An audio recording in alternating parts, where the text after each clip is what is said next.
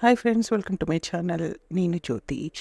Friends, మనకు పప్పుచారు అంచుల్లో కానీ, చారంచుల్లో కానీ, సాంబార్ అంచుల్లో కానీ, చపాతీస్ రోటీస్లో కానీ ఒక మంచి కాంబినేషన్ ఫ్రైని ఈ వీడియోలో షేర్ చేయబోతున్నాను. తక్కువ ఇంగ్రీడియంట్స్తో టేస్టీగా తయారు చేసుకోవచ్చు. ఈ రెసిపీని నేను మీకు ఈ వీడియోలో షేర్ చేయబోతున్నాను. ఈ వీడియో కనుక మీకు నచ్చితే లైక్ చేయండి, షేర్ చేయండి, సబ్స్క్రైబ్ చేసుకోండి, నా ఛానల్ని సపోర్ట్ చేయండి. ఈ వీడియోపై మీ అభిప్రాయాన్ని కామెంట్ చేయండి.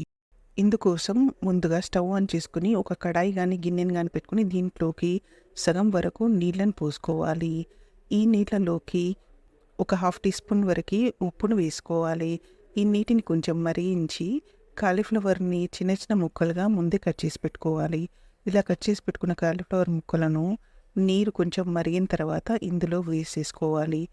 ఇలా వేసేసుకొని వీటిపైన మూత పెట్టేసుకుని 2 నిమిషాలు మరగనివ్వాలి. కాలీఫ్లవర్ గోబీ అనేది ఇలా హాఫ్ బాయిల్ అవ్వాలన్నమాట. మొత్తం బాయిల్ చేసుకోకూడదు.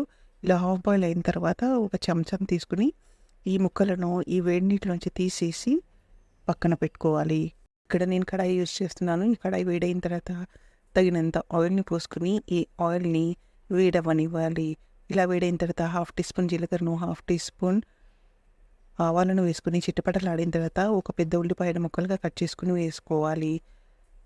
వీటిని చెంచాతో మిక్స్ చేసుకుంటూ ఈ ఆయిల్లో కొంచెం మగ్గనివ్వాలి అంటే కొంచెం ఆయిల్లో ఫ్రై అవ్వనివ్వాలన్నమాట. వీటిని మధ్య మధ్యలో కదుపుతుండాలి. హాఫ్ టీ స్పూన్ అల్లం వెల్లిపాయ పేస్ట్ని వేసుకోవాలి. దీనివల్ల మంచి టేస్ట్ వస్తుంది. ఇలా వేసుకుని చెంచాతో మిక్స్ చేసుకుంటూ మంచి సువాసన వచ్చే వరకు ఫ్రై అవ్వనివ్వాలి. మనకు తగినన్ని పచ్చిమిరపకాయలను, కొంచెం కొత్తిమీరను, కొంచెం కరివేపాకును వేసుకోవాలి. ఇక్కడ నేను కారం పొడిని వాడటం లేదు కాబట్టి తగినన్ని పచ్చిమిరపకాయలను స్లిట్ చేసి ఇలా వేసేసి చెంచాతో మిక్స్ చేసుకుంటూ వీటిని కొంచెం ఆయిల్లో ఫ్రై అవ్వనివ్వాలి.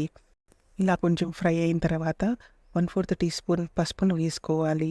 1 టీ స్పూన్ ధనియాల పొడిని వేసుకుని చెంచాతో మిక్స్ చేసుకుంటూ ఈ ఇంగ్రీడియంట్స్ అన్నీ ఒకదానికొకటి మిక్స్ అయ్యేటట్టు కలుపుకోవాలి.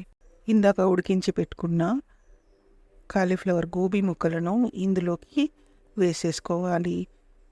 చెంచాతో ఈ ముక్కలన్నిటికీ మనం ఫ్రై చేసుకుంటున్న ఈ ఉల్లిపాయలు, పచ్చిమిర్చి, అల్లం వెల్లిపాయ పేస్ట్, ధనియాల పొడి మిశ్రమాన్ని బాగా పట్టించి కొంచెం ఫ్రై అవ్వనివ్వాలి. ఒక 2 నిమిషాలు అలా మనం కదుపుతూ ఫ్రై చేసుకున్నామంటే మన కాలీఫ్లవర్ ఫ్రై అనేది రెడీ అయిపోతుంది. ఈ ఫ్రై అనేది ఎంతో టేస్టీగా ఉంటుంది. మనకు చపాతీలు కానీ, పూరీలు కానీ, రోటీలకు కానీ మంచి కాంబినేషన్గా ఉంటుంది ఈ గోబీ కాలీఫ్లవర్ ఫ్రై.